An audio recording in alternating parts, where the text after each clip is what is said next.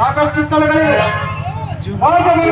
ಕಟ್ಟಿಸಿದ ಕೋಟೆಗಳಿವೆ. ಅಷ್ಟೇ ಇರಲಿ, ಒಟ್ಟ ಕಡಿಮೆ. ಸುಂದರವಾದ ಶಿಲಾಬಾಲಿಕೆಯರ ಚಿತ್ರವಿರುವ ದೇವಸ್ಥಾನಗಳಿವೆ.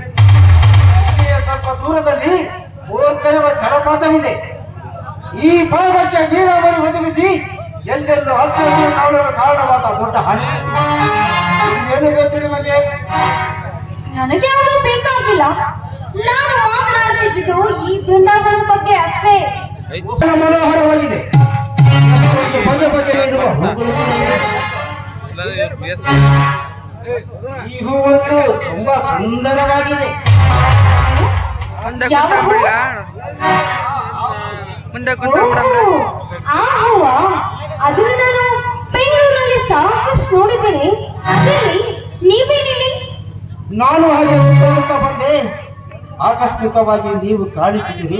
ಮಾತನಾಡಿಸೋಣ ಅನಿಸಿತು ಬಂದೆ. ಸರಿ ಸರಿ, ನಾನು ಬರ್ತೀನಿ. ಆಹಾ,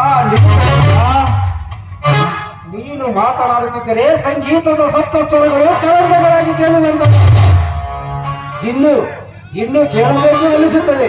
ಅಂದಾಗ ಇಷ್ಟು ಬೇಗ ಹೊರಟರೆ ಹೇಗೆ?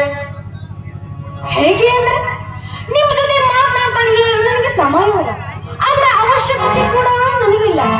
ಒಂದು ವೇಳೆ ನೀವು ನನ್ನನ್ನು ಮಾತನಾಡಿದ್ದೆ ಆದರೆ ಈ ವಿಷಯ ನಮ್ಮ ಮಾವನಿಗೇನಾದ್ರೂ ಗೊತ್ತಾದರೆ ನೀವಲ್ಲ, ನಿಮ್ಮ ಹೆಣ ಕೂಡ ನಿಮ್ಮವ್ರಿಗೆ ವಾಪಸ್ ಹೋಗಲ್ಲ. ಹುಷಾರ್. ಸಂಗೀತ, ನಿನ್ನ ಮಾವನ ಮಧ್ಯೆ ನನ್ನ ಮುಂದೆ ಬೆಳಕೊಡಬೇಡ. ಅವನೇನು, ಅವನ ಉದ್ದೇಶವೇನು ನನಗೆಲ್ಲವೂ ಗೊತ್ತು. ಮುಂದೆ ನಿನಗೂ ಗೊತ್ತಾಗುತ್ತದೆ. ಅದರಂತೆ ನೀನೇನು, ನಿನ್ನ ಚಟುವಟಿಕೆಗಳೇನು, ಬೆಂಗಳೂರಲ್ಲಿ ನೀನು ಮಾಡಿದ ಅವಾಂತರಗಳೇನು ನನಗೆ ಗೊತ್ತಿದೆ. ಈ ನನ್ನ ಮೊಬೈಲ್ ಅಲ್ಲಿ ರೆಕಾರ್ಡ್ ಕೂಡ ಆಗಿದೆ. ತೋರಿಸಲೇ? ಅಯ್ಯೋ, ಇವನು ನನ್ನ ಬಹಳ ದಿನದಿಂದ ಫಾಲೋ ಮಾಡ್ತಿದ್ದಾನೆ ಅನ್ಸುತ್ತೆ. ಹೌದು, ಇವನ್ ಜೊತೆ ತುಂಬಾನೇ ಹುಷಾರಾಗೇ ಇರ್ಬೇಕು. ಯಾಕೆ ಬಾಯಿ ಕೈ ಹೆಚ್ಚಿಗೆಗೊಳ್ಳುತ್ತಾ ನೆಲಕ್ಕೆ ಎರಿತಿರುವೆ? ಕೂಡು ಸಂಗೀತ, ಕೂಡು. ಮಾಡ್ಕೋಬೇಡ. ನೋಡಿ ಮಿಸ್ಟರ್, ನೀವು ನನ್ನನ್ನು ಹೆದರಿಸಿ ಮಾತನಾಡುವುದನ್ನು ನಿಲ್ಲಿಸಿ. ಹೌದು, ಟೇಪ್ಗಳಲ್ಲಿ ರೆಕಾರ್ಡ್ ಆಗಿದೆ ಅಂತ ಹೇಳಿದ್ರಲ್ಲ, ಏನಿದು? ಅಂತಹ ತಪ್ಪು ನಾನೇನ್ ಮಾಡಿದ್ದೇನೆ? ಅದ ತಪ್ಪು ನನ್ನ ಬಾಯಿಂದ ಯಾಕೆ ಹೇಳಲಿ? ನೀನು ಹೂ ಅಂದರೆ ನೇರವಾಗಿ ನಿನ್ನ ಮಾವನಿಗೆ ತೋರಿಸಿಬಿಡುತ್ತೇನೆ. ನೀನು ಅವನ ಮುಂದೆ ಏನಾದರೂ ಮಾತನಾಡಿಕೊ, ತುಂಬಾ ಚೆನ್ನಾಗಿರುತ್ತೆ. ಬೇಡ, ದಯವಿಟ್ಟು ಆ ರೀತಿ ಮಾಡಬೇಡಿ. ನಿಮ್ ಕೈ ಮುಗಿಬೇಕೋತೀನಿ, ಡಿಲೀಟ್ ಮಾಡಿ ಪ್ಲೀಸ್. ಅದು ಹೇಗೆ ಸಾಧ್ಯ? ನೋಡು ಸಂಗೀತ, ಈ ಬಾಣ ಎಂದರೆ ನೇರವಾಗಿ ಹೇಳುತ್ತೇನೆ, ಕೇಳು.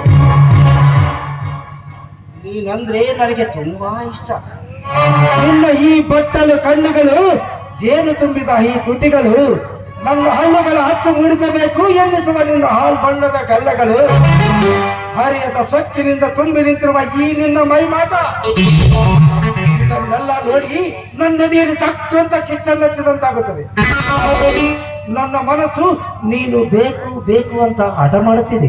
ಅದಕ್ಕಾಗಿ ನೀನು ನನ್ನವರಾಗಿ ಬಿಡು, ನಿನಗೆ ತೊಂದರೆ ಎಂಬುದೇ ಇಲ್ಲ. ಅಂದ್ರೆ ನನ್ನ ವೀಕ್ನೆಸ್ ಇಟ್ಕೊಂಡು ಬ್ಲಾಕ್ ಮೇಲ್ ಮಾಡಿ ನನ್ನನ್ನು ನಿಮ್ಮ ಹಿಡಿತದಲ್ಲಿ ಇಟ್ಕೊಳ್ಳೋ ಪ್ರಯತ್ನ ಮಾಡ್ತಿದ್ರಾ? ನೋಡಿ, ಇದು ನಿಮ್ಮ ಜಾಣತನ ಅಲ್ವಾ? ಜಾಣತನವಲ್ಲ ಸಂಗೀತ, ಇದು ನಿನ್ನ ಮೇಲಿನ ವ್ಯಾಮೋಹದ ಹುಚ್ಚುತನ. ನೋಡು, ನಿನ್ನನ್ನು ಪಡೆಯಬೇಕೆಂದರೆ ನಾನು ಯಾವ ಮಟ್ಟ ಬೇಕಾದರೂ ತಲುಪುತ್ತೇನೆ. ನಿನ್ನ ಕಾಲೇಜ್ ದಿನಗಳ ಹಿಸ್ಟರಿಯನ್ನು ನೆನಪಿಸಿ ನಿನ್ನನ್ನು ಬ್ಲಾಕ್ ಮೇಲ್ ಮಾಡುವ ಅವಶ್ಯವಿಲ್ಲ. ನಾನು ಅದನ್ನು ಮರೆತು ಬಿಡುತ್ತೇನೆ, ನೀನು ಮರೆತು ಬಿಡು. ಒಟ್ಟಾರೆ ನೀನು ನನ್ನ ಸಾಂಗತ್ಯಕ್ಕೆ ಒಪ್ಪಿಗೆ ನೀಡಿಬಿಡು, ಸಾಕು. ನೀವು ಮಾಡುವುದು ತಪ್ಪು. ನಮ್ಮ ಮಾವನಿಗೆ ಮಾಡುವುದು ದ್ರೋಹ ಅಲ್ವಾ ಇದು?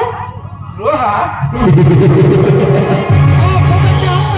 ಈ ಸಮಾಜದಲ್ಲಿ ನಿಮ್ಮ ಮಾವನ ದ್ರೋಹದ ಪಟ್ಟಿ ಮಾಡುತ್ತಾ ಹೋದರೆ ಆ ನಾಶ ಮುಟ್ಟುತ್ತದೆ. ನೀನು ನನ್ನ ಮಾತು ಕೇಳಿದರೆ ನಿಮ್ಮಿಬ್ಬರು ಅಕ್ಕ ತಂಗಿಯರು ನಿಮ್ಮ ಮಾವನಿಂದ ಬಚಾವಾಗುತ್ತೀರಿ.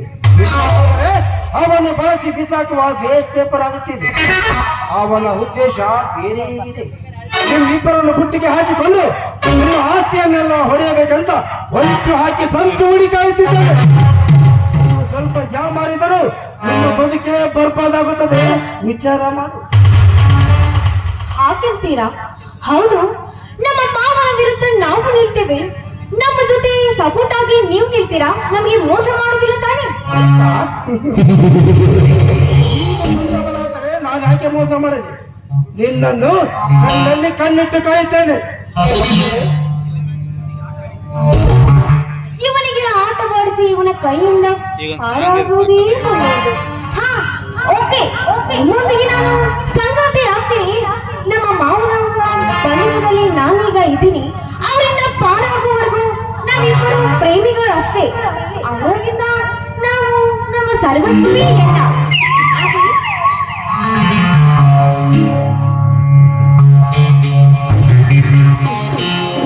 ಮೇಲೆ ಇನ್ನೇನಿದೆ?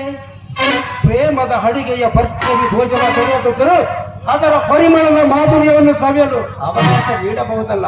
ಅಂದರೆ ಒಂದು ಮಧುರ ಮುತ್ತನ್ನಿಟ್ಟು ಪ್ರಣಯ ಗೀತೆ ಹಾಡಿ